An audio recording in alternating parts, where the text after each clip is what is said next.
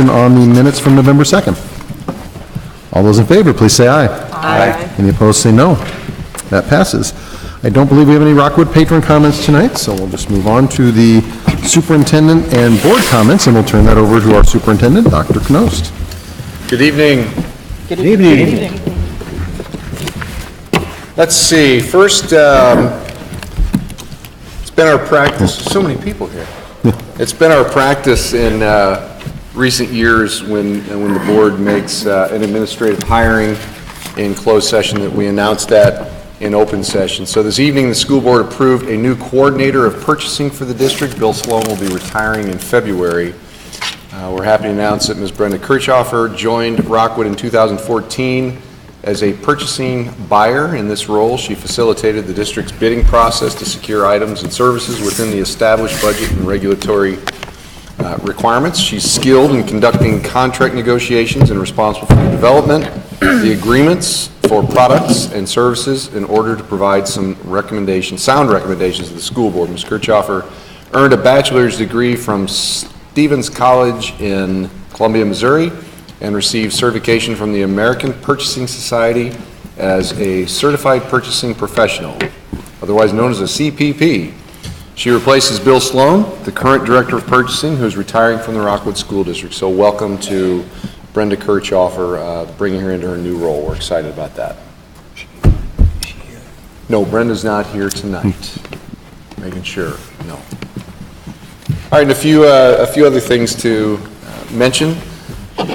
Four of our Rockwood middle schools are taking part in a St. Louis County Health Department grant project which will reduce the amount of plastic water bottles students recycle. Crestview, Selvage, Rockwood Valley, and LaSalle Springs have had some drinking fountains replaced with a combination of drinking fountain and water refilling stations. Students and staff can use their own bottles instead of opening new plastic water bottles.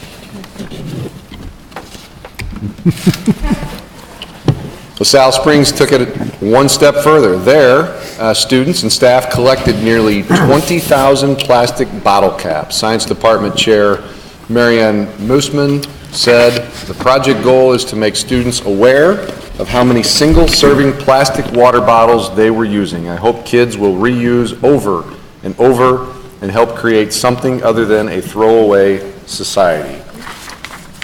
Pretty neat story. Also, at LaSalle Springs, Dottie Barden has been chosen as the 2017 School Nurse of the Year by the St. Louis Suburban School Nurses Association. Dottie said it's an honor to be chosen. That organization has a lot of focus on evidence-based practice and research-driven programs and projects. That's kind of how I think and function, said Dottie. During her master's program, Dottie created an asthma education program called Asthma in a Minute, which features a checklist of asthma information broken up into small amounts of time. The program empowers students to manage their own conditions. Dottie has presented her Asthma in a Minute program at conferences for the National Association of School Nurses and the American School Health Association. Congratulations to Dottie, very well deserved. She does a wonderful job and a great role model for all of our nurses around the district.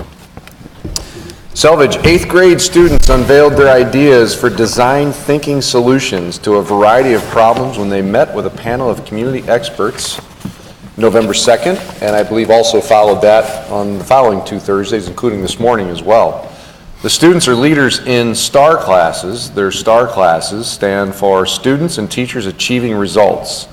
The 25 students are known as STAR Trailblazers. They met with a panel of experts that included district administrators, curriculum leaders, research and design experts, and school resource officers and counselors. A very neat program. Many of us participated in that with the kids.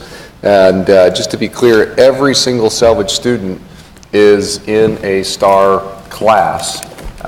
And so they're all involved in this design thinking process. It's uncomfortable for some. It's uncomfortable for some of our educators even, because it's a little bit of a different way to put kids in charge of their learning. But it's a very neat process, and I applaud them very much. This year, we have nearly 50 Cornerstone Award nominees. A selection committee led by 3 co-chairs chose 6 finalists. These winners were notified yesterday, and our communications department carried it live on Facebook. These winners will be honored at the Rose Award ceremony and dinner on Sunday, May 6th at the Doubletree Hotel in Chesterfield. She's already tried to kill me once, but I have to point out that Janet Sadowski is one of those cornerstone.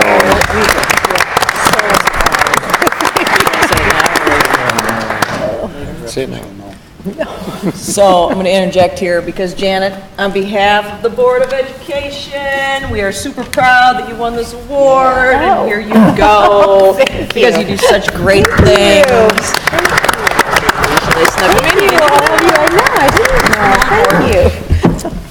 And for the record, Janet, because I have to go back to work for you tomorrow morning, I had nothing to do with those flowers. That was entirely done by the Board of Education. Well, thank you. Oh, that's nice. Thank And last, well, wait a minute, I think that's, yes.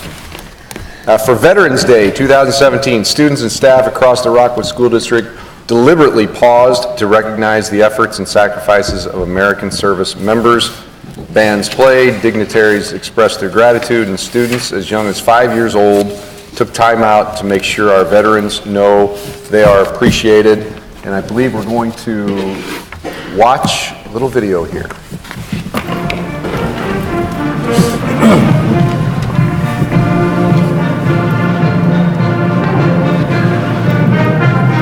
Veterans are our brothers, our sisters, moms or dads, aunts or uncles, grandmas and grandpas, cousins, neighbors, teachers or doctors, firemen and firewomen, policewomen and policemen, and just about any type of American can be and is a veteran.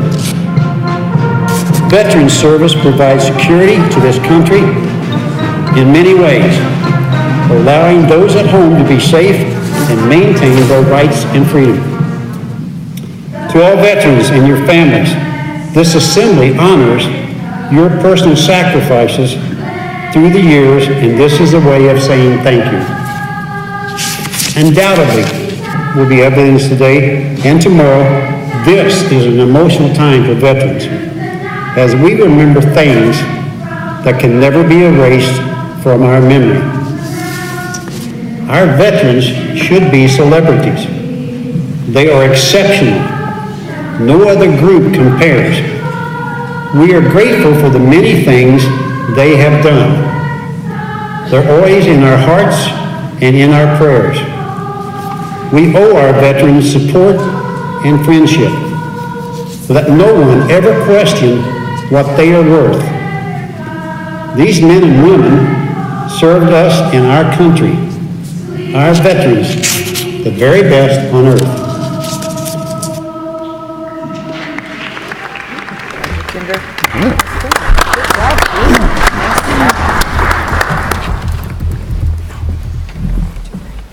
All right, thank you. Are there any other board member comments?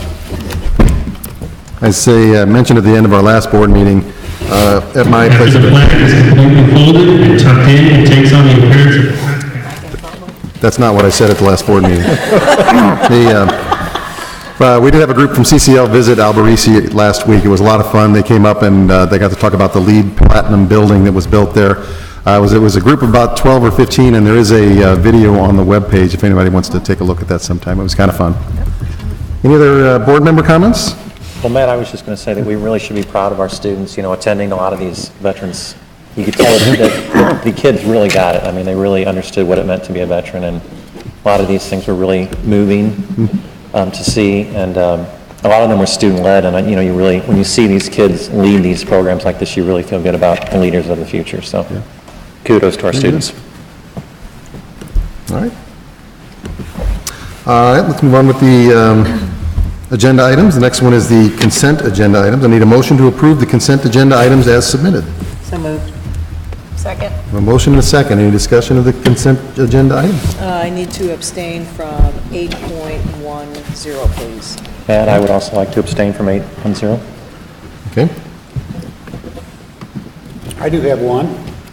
The donations. We have Pond PTO monetary $3,300 for STEM education for students. It's a long list of things you're going to purchase with that, and unfortunately, I don't know what any of them are. Magnetic tiles, shading light filters, brain builders, cameras, coding cards, STEM room supplies, super duper publication, lap gear, my desk, all for the students at Pond. I'll thank them for the donations. All right. Any other discussion of the consent agenda items? All right, then all those in favor of the consent agenda items, please say aye. Aye. Any opposed, say no. And I think we have 2 abstentions on, which one was it? 8.10. 8.10. Personnel items, so. All right, agenda items.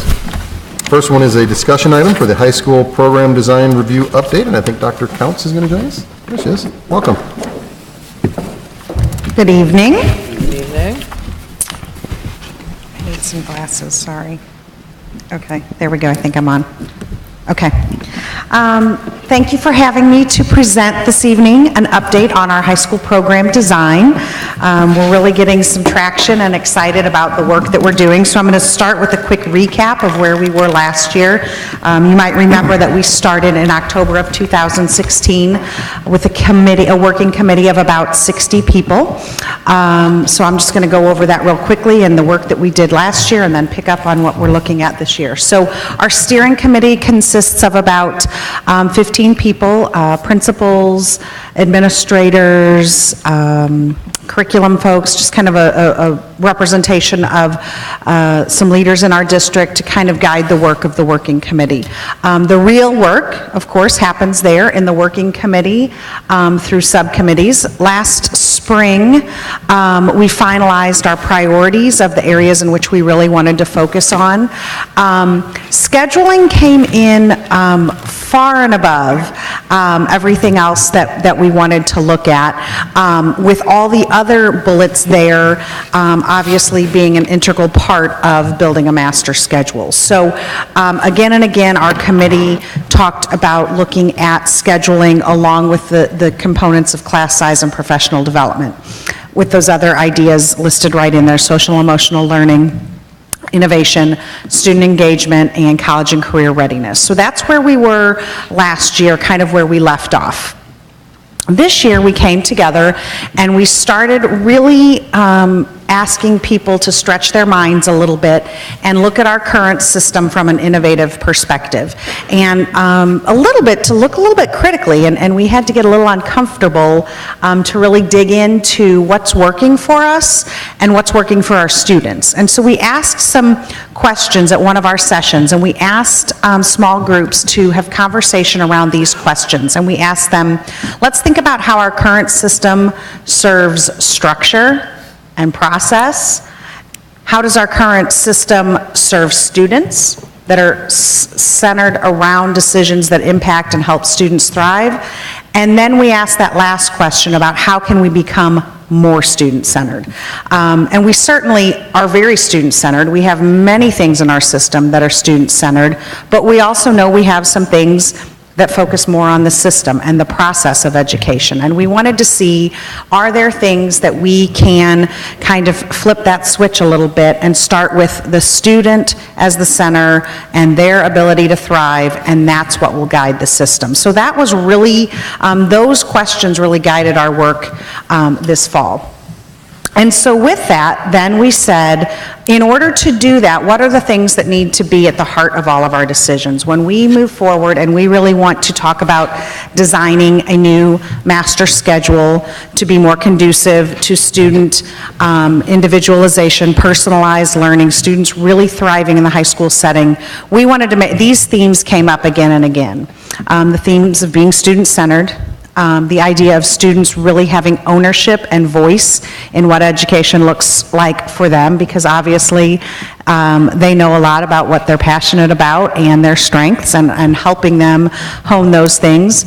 We also, overwhelmingly, we read a lot of research in all of these areas, and we continued again and again to come back to that authenticity and how we already are seeing kids in our district really thrive and really experience success when that learning is relevant and authentic.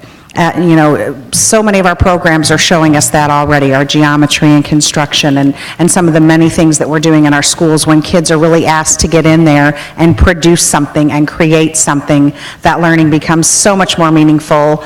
And in addition to that, we're really seeing that connection to that social and emotional learning as well. That if you're talking about geometry and construction, you wouldn't necessarily think that has anything to do with social and emotional growth, but it really does, because students are seeing themselves in a whole new light. I was over at Eureka one day, and there was a young lady in there, and she was so proud of herself, of the measurements that she had done and the angles that she had made, and she just, you could just see it on her face, like she was just lighting up that she didn't think she could do this, and then here she's produced this. It was just really, really cool to see. So that right there is a skill that we can't just teach a child on how to be confident and how to take risks. She had to do that there, and the results of that were really powerful. So, excuse me, those were conversations that we felt like really authenticity has to be at the core of what we propose and move forward with. And then that connectedness to the curriculum, connectedness to each other, connectedness to their teachers and the school community and our community at large. So those are, when we say high school pillars, and we did this, you remember, with the middle school review as well, when we talk about high school pillars, those are just really our guideposts, that any decision that we want to consider, any recommendations that we want to bring forward, we've asked our subcommittees to make sure that they always come back to these. And will those recommendations and will those ideas encompass these themes?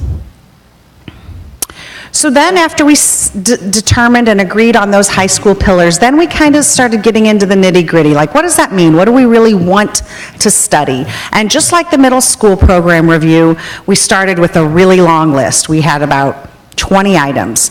And then we started paring that down. And these were kind of the collective themes that came through the large group.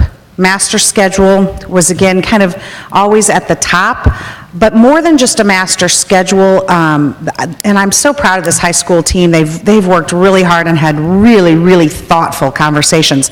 And they're not interested in just revising a master schedule for the sake of a master schedule. They truly are looking at how can we provide an education that encompasses all the things we just talked about. How could education look differently if it didn't look like it did today? And so they're really challenging themselves to think about that. And so that's where some of these themes came in. So they've talked about the idea of advisory, or some kind of flexible time where students are allowed to explore and engage differently with the content and the curriculum.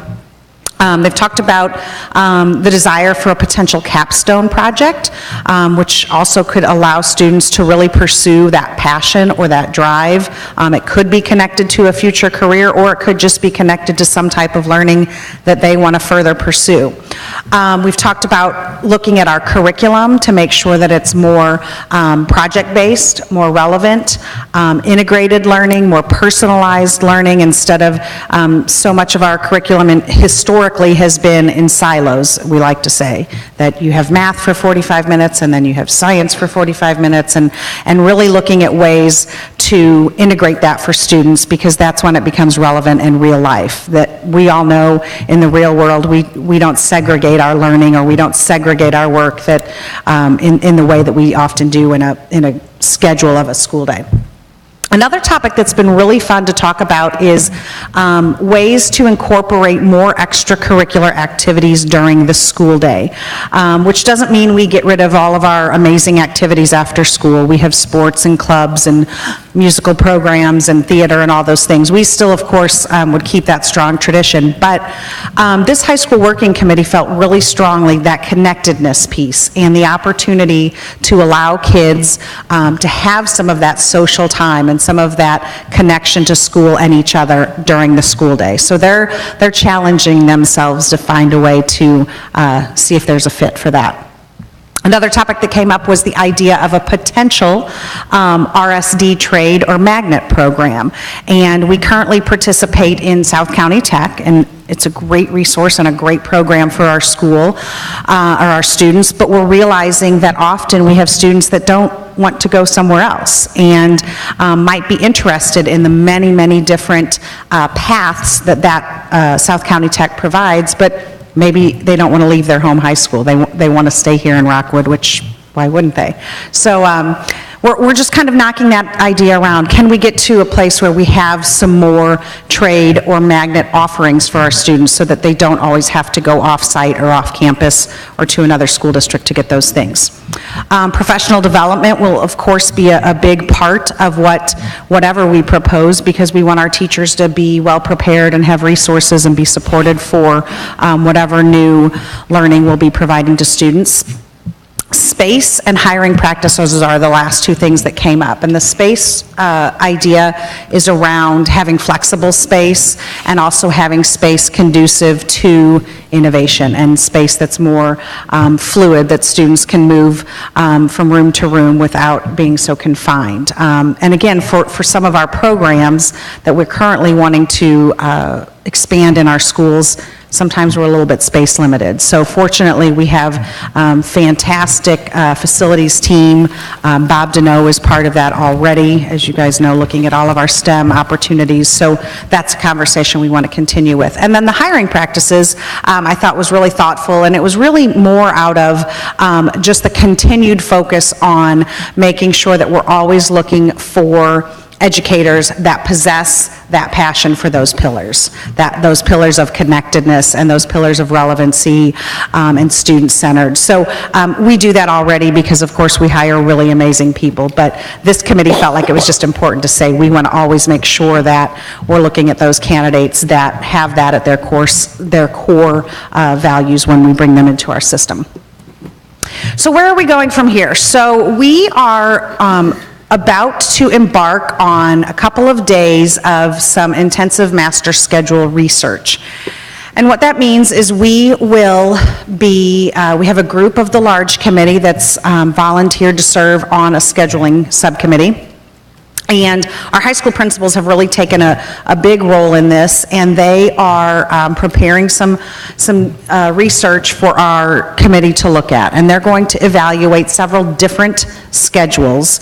But again, remember, the schedule in and of itself isn't the primary focus on how do we travel through the day and how many minutes are for each class period, but back to what are those core things, those core pillars and themes that we want to make sure are in that schedule. And that comes back to that opportunity for innovation, that opportunity for social and emotional supports, opportunities for personalized learning and relevancy for students, and some opportunity for maybe that capstone where kids can really find a passion or enhance something that they're already interested in for them to pursue after high school. So we're going to start our work on the master schedule research, and in addition to that, then we'll have some other subcommittees in those areas listed there to learn more about what professional development we would need, especially in those areas I just mentioned, along the lines of project-based learning, continuing our work and focus on innovation,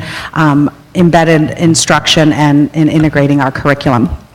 And then we also have a group that's going to look at what would advisory or flex time look like. We're kind of, we don't want to give this a name or a label. Sometimes labels worry people. You know, lots of people have worked in systems that have advisory or some kind of academic connect or some kind of study hall type system. So we're nervous about calling it anything yet, but the goal of that advisory / flex time, whatever you want to call it, is really for that connection piece. And we want there to be time dedicated to kids pursuing their passions, kids experimenting, investigating. One subcommittee even had the idea of what if we had an opportunity for something along the lines of almost like office hours, like you would think about at a college level. So could we have an opportunity on Mondays and Wednesdays? This time is office hours for social studies and language arts, and kids who want to pursue areas there or projects there could go do that. Could we alternate that with science and math, and just looking at that time in ways that we can allow students to further have choice in their learning. It also would be an opportunity for us to continue to provide supports around social emotional learning, that extracurricular. So we think that flex time, whatever that ends up being called or whatever that looks like, the focus would really be at the heart of students being connected to their school and really enhancing their education, because our curriculum is awesome. We have great curriculum. We have great resources in our content areas.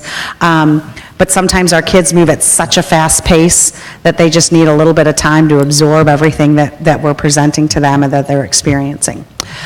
On November 20th, I guess that's next week already, right? That seems, I've been saying that date for a couple of weeks and now it's here. So next week we have our, another large group working committee, and we have some district experts that are going to come and present to us, and I'm really excited about that. Several of them are here in the room tonight. And I'm just going to click back for just a second. When you look at these collective themes, you might notice that the list is pretty long, but then when we get to what are our real areas of focus, what are those subcommittees, we really pared that down because we know that many of those themes, we already have great work happening in this district. We don't need another subcommittee to talk about project-based learning. We have our curriculum team who's really doing a great job with that. We don't need a facilities team. We have great people already working on how can we better use our space and plan for our space in the future. So what we want to do on many of those themes that you saw on that last slide, what we want to do is have these district experts come and talk to our large working committee, because often in a district our size, we don't always know what's happening in facilities or what's happening in human resources and how we're really working to enhance the diversity of teaching staff in our school district. And a lot of the great things that are going on don't always trickle down to teachers as deeply as we'd like it to. So that's what that district experts is going to be, is to help that high school committee really understand that a lot of the work they want to focus on is already starting to happen and has been happening, and that will allow us to focus on those other bullet points. So there's our timeline. Like I said, we're meeting on the 20th after school with the large group. That's the group of about 60 members. And then on the 21st is when a smaller group of us will get together for an all-day work session. And we're just going to roll up our sleeves and we're going to research various scheduling options. We even have some live video conversations scheduled with some folks in other school districts around the area and even across the country. So we've had to be strategic on our time change to make sure that we're calling them at the right time. So on the 21st, that's what we're going to do, is we're going to just roll up our sleeves and really look at what might be some options for us here in Rockwood with our master schedule. Also on the 21st, what we plan to do is after that meeting concludes at the end of the day, we're going to sit down, the group of us as a steering committee, and really determine what is that implementation timeline. There's a lot of excitement and energy around this, and many of us feel like, wow, next year could be the year we could do some of this. But then we also know that we want to go slow enough that we honor everyone involved with that we prepare people, communicate with folks so they really know what's changing. So I think we'll know more once we look at that research and we determine how different it is from what we're currently doing and how much time we need to implement that. So the timeline is still loose right now, but we're really going to try and nail down, is there something that we can start implementing next year, or is there a full implementation that comes the year after? And then our working committee will continue to meet through March for that subcommittee work on professional development, the possibility of adding a capstone project, and there was a third one, the advisory and the flex time. And as always, you can reference our website to keep up to date with all of our presentations for those meetings and the research that we're looking at. That's all I have, and I would love to answer questions if you have any. Do you have any questions or comments? This seems like there's a lot there, super aggressive, very thorough. Have you met our high school people? Yeah. No, I'm impressed, but my question would be, when would you implement some things? Are you looking at the next school year? or Right, so, what are you thinking? it's a great question. So I meet with the high school principals every month, and so we met yesterday, and we were talking about that. And so after November 21st, that will reveal a lot to us. If we feel, like right now, we feel like many of the schedules that we will be researching aren't that vastly different than what we're doing, meaning what we would, how we would ask our teachers to move through the day. It's those other components that might be different. So depending on what those are, that would guide whether or not we would be ready to implement either all of that next year, some of that next year, or maybe we need another year for professional learning and resource support and that kind of thing. But like I said, there's a lot of excitement and energy around this, and so I think, which is great, I think a lot of people are passionate and committed to seeing that change, but we also know we're a committee of 64 people, so we would certainly have to get more voices. We would have to, talk to our constituents through all the high school and really get some more feedback in that. But we feel like we still feel like that all would be very doable by scheduling time in January. That's plenty of time. So that, we're hopeful, but if that doesn't come to fruition, we still think we could be putting ourselves in a position to implement something the following year. Thanks. You mentioned about the trade programs. What do you have in? Yeah, so I don't really know either. That's a great question. That was one of those themes, the trade program kind of bubbled up. And that, I think, probably is one of those that would be really awesome, and that's a great idea, and would probably take some very thoughtful work, not impossible, but it would require many of us coming together, our facilities department, finance, human resources, as far as how do we hire for these specific trades. So our PI department working with, our community partners. So that was really just hey, if we're really going to look at education differently, if education didn't look like kids coming to a high school for 7.5 hours, what could it look like? And I think that's where that came from. So that could probably be a long-range goal for us. Okay. And we could maybe start with a certain program, a drafting program or a nursing program, or, we could maybe start with components, Right. just to give kids more options. Great, thank you. There are some pretty exciting things going on out there that the group will definitely, I'm sure, take a look at. We forget that our South County Technical Program is far different than it was years ago, than when I was in high school, for instance. But there's other great options too. I don't know if maybe when Shelley comes up, she can say if there's any additional news on this, but we know, similar to our early college partnership that we're doing, we found out that Rankin Tech has a similar program that they are, I think, doing with Fort Zumwalt School District. So those kinds of options are pretty excited. And also in our assessment end of things, we give the ACT to every junior. We also allow them to go in the military end, they can take the ASVAB, and then we're trying to roll in the work keys. For the work keys. It's an assessment for trade for students who are interested in going into the trades. So that kind of helps with that concept of a pathway creating. We've been talking a lot about that lately, of trying to develop into the concept of pathways. So I think there's a lot of options out there, and it's a great group. I really commend Dr. Counts and her work with this, because you're right, it's really, really big. And it's not her, or it's not us as a collective team saying, go talk with them about this. It's really a collaborative conversation, and many of those are kind of the results of many of our conversations over the past number of years, are things we've been talking about, but those are things that our building leaders want to engage in. This really is exciting, at least from my standpoint. I think what you're doing is you're forming the whole process so that Rockwood can stay on the cutting edge of just a lot of things. The one that I'd like more information on later is the requirements for graduation, and that locks you into certain courses. how much leeway do you have for elective type courses? Yeah.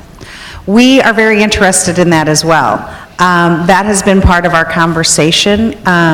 One of the charges that I gave this committee, thanks to the leadership of Dr. Knost, is I was very clear with them at the start, don't let those things limit you. Certainly, we're not going to go rogue and not follow the state guidelines, put our kids in jeopardy, but you know, we're okay with pushing the envelope a little bit, and if we come up with a really great idea and we have to, you know, petition the state to look at what we're doing, we're okay with doing that too. We have some flexibility there. Our kids, so many of our kids graduate with more than they're required to anyway, because we have such a rich, robust program. So we certainly have some leeway there. We've talked about the idea of seat time as well. And, you know, those Carnegie units and seat time, it's back to that industrial model that those are really quite arbitrary. And fortunately, we're seeing more things open up, like our early college program and some of those things that we're allowing kids different avenues to earn high school credit. So I think we'll see more of that in the future, and we're certainly willing, if we come up with a really solid idea that we think is worth presenting to the state, then I think we would be happy to do that.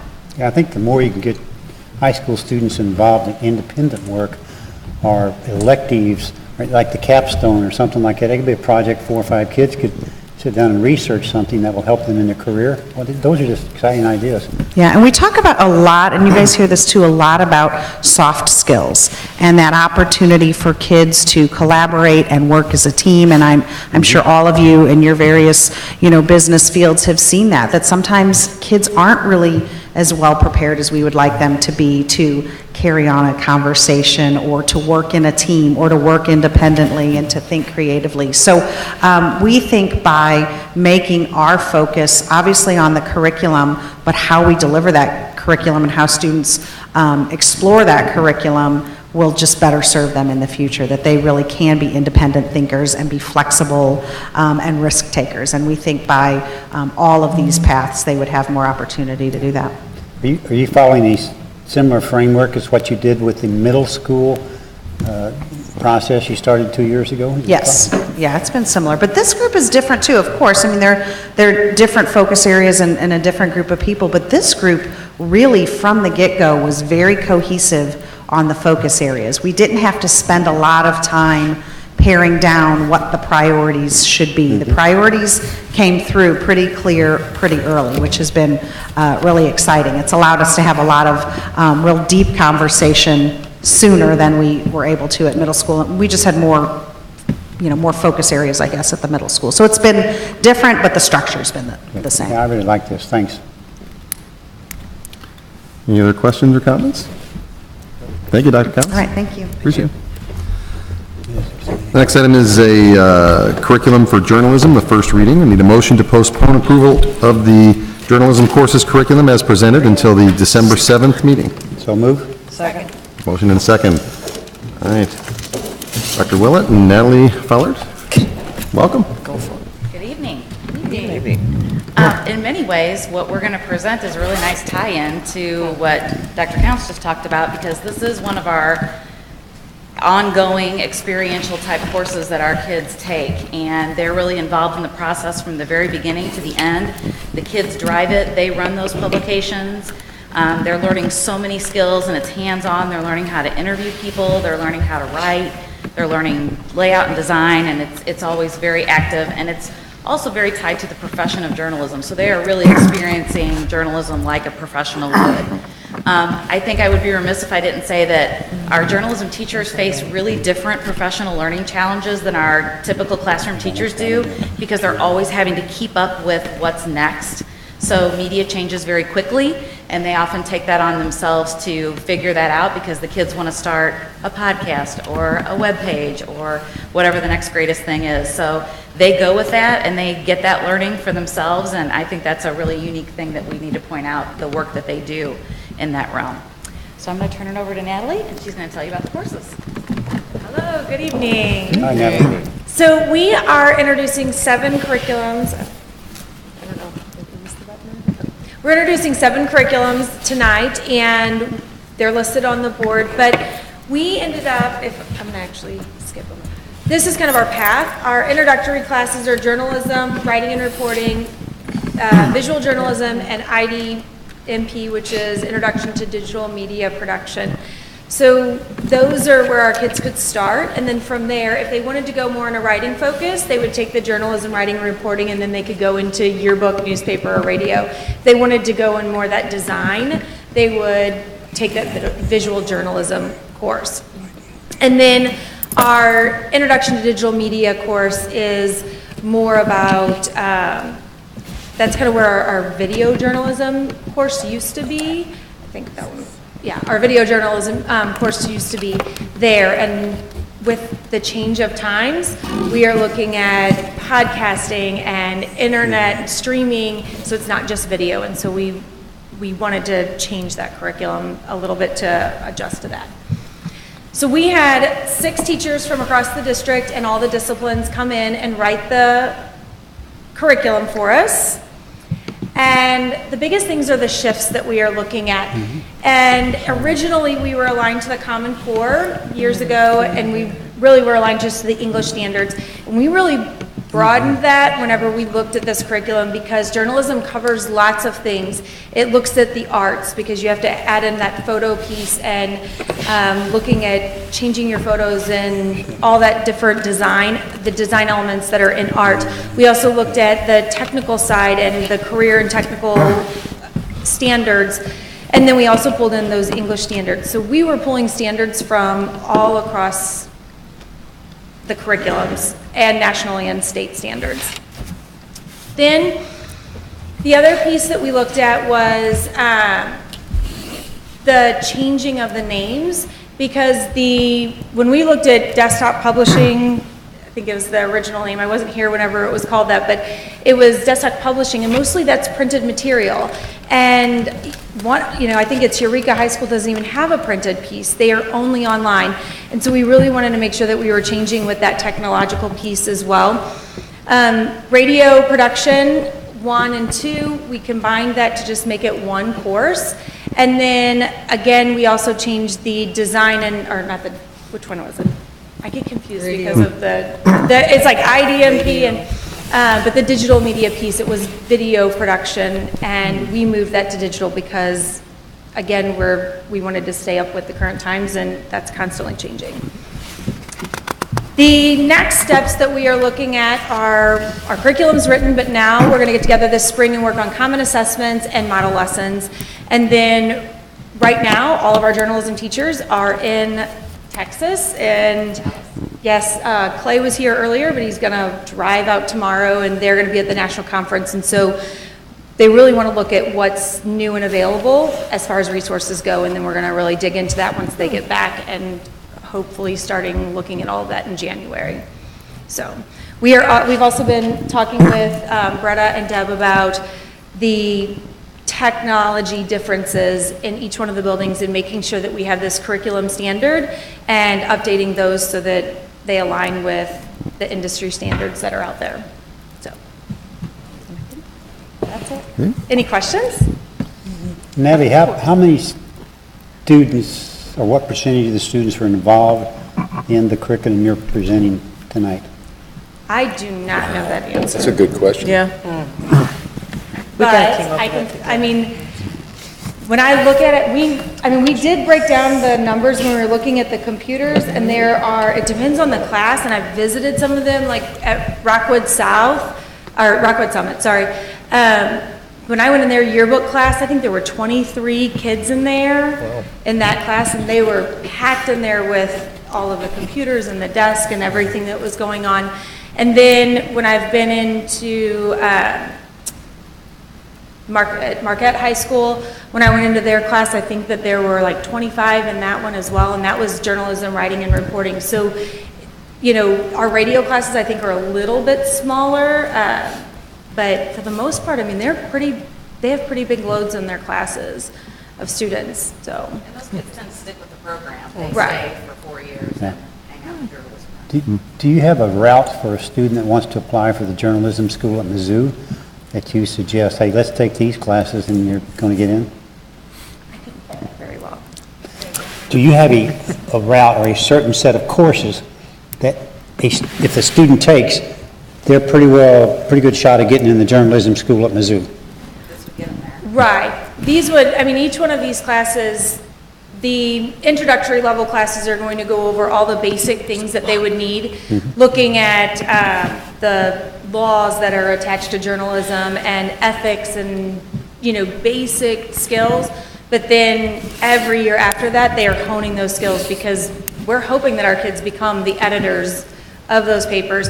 We have a handful of students, I've gotten information from some of the teachers that are writing for people, authentic audiences other than just our Rockwood staff or students. And they're publishing things online and getting awards. They're nationally recognized, so I think This program allows kids to leave with a portfolio of things that they've done that they can show a college that is impressive.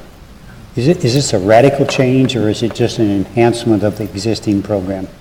I think that it's just an enhancement, and our teachers are really, they're digging into that technology, and, you know, we have the radio program at Rockwood Summit, and we're looking at how do we expand that so that our kids can have those experiences, and so I know that Kylie Wergler at Marquette is really looking at the internet aspect. Can I just broadcast through the internet to start that program and build it, and also looking at the television aspect as well.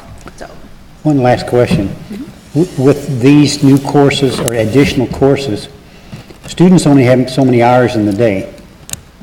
Where do you anticipate you may bleed a kid from something else into your program? Do you have any ideas? Did you say leaving kids? Yeah, where would they leave to go to journalism? What would they give up to go to journalism? Would it be from an English class?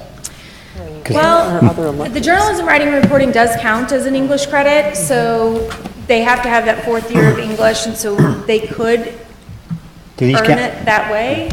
Does something in there count as a fine art?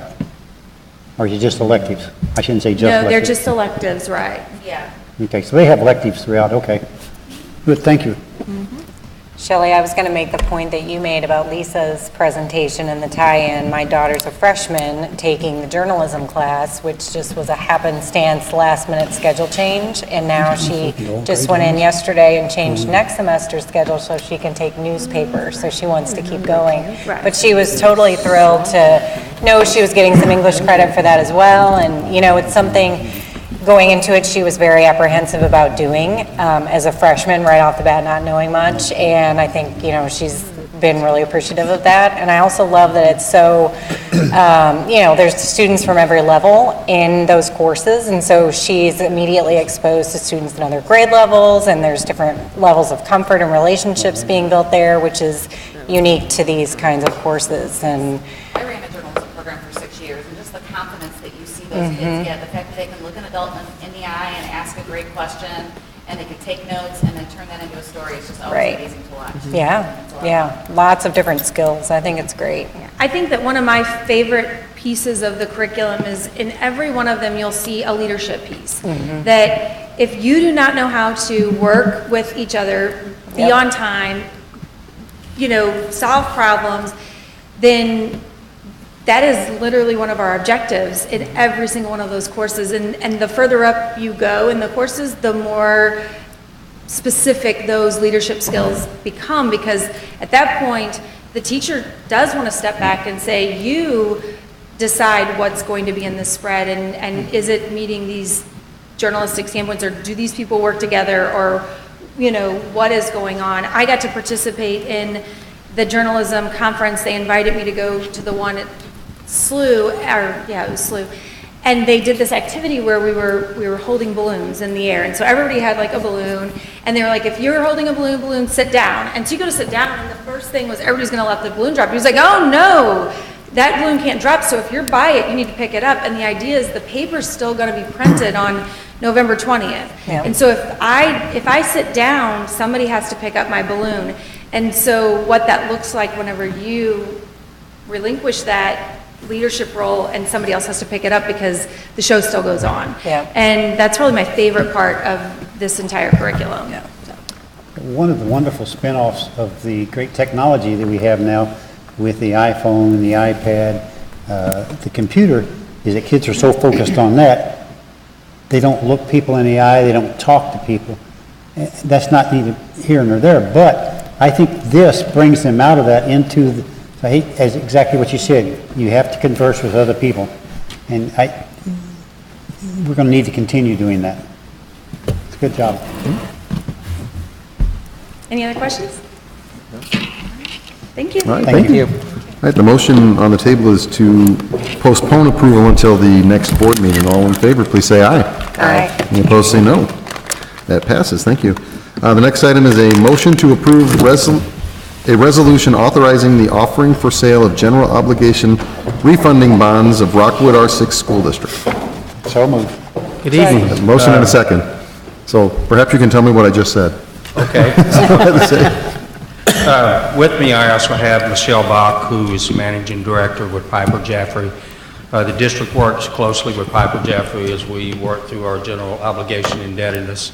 And tonight, we come to you for a proposal to refund bonds that were issued in 2010. We basically have about 28.5 million bonds that are outstanding through the 2010 issue. And going back this fall, Dan Steinberger and I worked closely with Michelle to talk about not only the new issues that we have coming up from the 2017 issue that was passed by the voters, but we also had on our radar the 2010 issue that had a potential to refund it and save the district future interest costs. And the initial plan was to do that refunding when we did our new issue for new construction in March of 2018. But since that time, as you see in the media, there's some federal tax changes that are being proposed. And part of these tax changes include changes to the municipal market and more directly to an advance refunding, which is what we're talking about this evening. And the proposed tax changes will eliminate that possibility. So that being said, we've been back and forth quite a bit to discuss, do we need to do it now in case the tax laws change. So that being said, we came to the conclusion that's what we needed to do, is take advantage of it before December 31st in case this does in fact come true.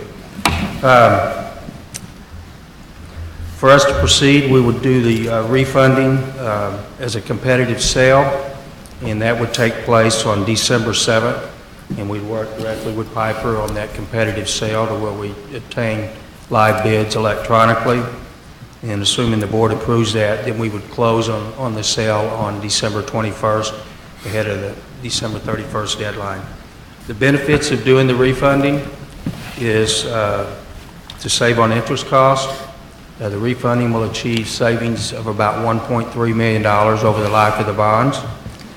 Basically, we're going to be lowering the interest rate on those bonds from about 4.5% to just below 2%. And it also allows us to pay off the bonds 1 year earlier due to the refunding. The bonds initially that were issued in 2010 would mature in 2024. With the refunding, we can pay the bonds off a year earlier in 2023. Remember, this is debt service. It really has nothing to do with our operating funds. It's strictly debt service monies that we're talking about. We still will come back to the board in probably February for the new issuance of funds to allow for the construction projects that start this spring. Estimates right now is we'll probably ask for about a $62 million sale in 2018 and do the remainder of the $95 million in 2019. So, pending board approval, if you want to proceed with this, we'll get back to work in the morning and start the process. Michelle, anything I left out? I don't think so. You covered it. We did have, this afternoon, we had a rating call with Standard & Poor's, and I fully expect the district would maintain that AAA rating, the highest rating that the district can have. I need to commend both Paul and Dan on their preparation for the call. It was the quickest call I've ever had with a rating agency. Things are looking great in Rockwood, and this refunding only adds to that, the positive things that are going on. if you have any questions, we're happy to answer. I mean, this is a no-brainer. Why would we not do this? You're saying, I mean, say that number again. This is going to save us how much? Approximately 1.3 1 million. yeah. We'll know the details after the sale on December 7th. Yeah, seems We like have a there's not much question to... together. Ask about that. Yeah, the question Laura Lee wants that I'm going to ask. He's sharing my computer, so I think It's we're chatting. have to in there separate it talks them. about an all or none basis. That doesn't mean you're wanting one person to buy all of these bonds or none of them. One bidder, one institution. Yeah. The institution might have a group of other institutions put together to bid, but what happens is in a competitive sale, the sale is proposed, in this case for December 7th, and published, and investment banks, regular banks, all kinds of institutions are given the opportunity to bid, and whoever provides the lowest interest cost, thus the most savings, wins the transaction. But sometimes there is more than one institution involved. And this is how the district has done the most recent bond sales. It's a very transparent, open process. And so, yes, it's one group, and it can be more than one, but they buy the bonds, the rates are fixed, and it's done after that. You're requiring them to buy all 27.75 million bonds. Correct. Well, that's good. Okay, thanks. That's a good question, Dr. Kemp. Any other questions or comments? You can write a check. What? Yeah, I can write a check, yeah. All right. With all those zeros. The motion on the floor is to approve the resolution authorizing the sale of the refunding bonds. All those in favor, please say aye. Aye. Any opposed, say no. That passes. Thank you. Back to work, Paul. Need a motion to approve the bond issue purchases and related contracts between $7,500 and $150,000 as submitted. So moved. It's almost like. So moved. We have a motion and a second. Mr. Schneider's going to join us. Hi, Mike. Back again. Ready? Sure. The scope of the work is the Lafayette High School Indoor Concession Stand Improvement Project. The scope of the work includes providing and installing new sinks, shelves, floor drain, and a work table in the existing Lafayette High School concession stand, removal of selected existing counters, all core drilling through concrete masonry units and concrete slabs, cutting and removal of existing ceilings and other construction, and protections of all adjacent spaces, and replacement of all damaged or removed existing vinyl composition tile with new to match existing. And this is required for health code compliance. Are we talking about the inside? Yes, right down the Yeah, now hallway. that I saw it. It was built with no Yeah. plumbing, not Right. even a floor drain.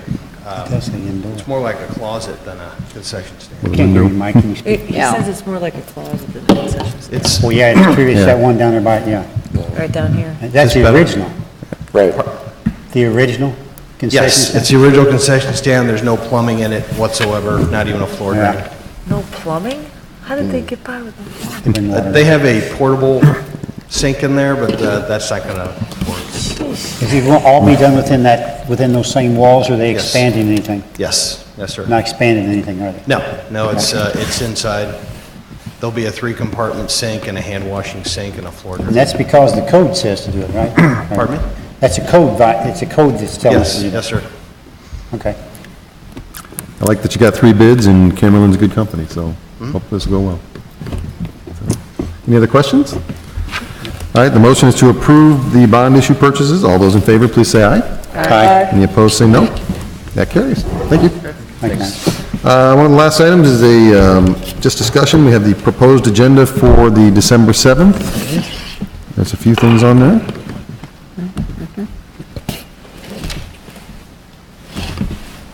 There we go. I remember watching that kid on TV. So next time, we're going to talk about the Summer Academy for next year, the annual audit. Looks like we may have some bond issue purchases, and those are the main ones that are on there at this time.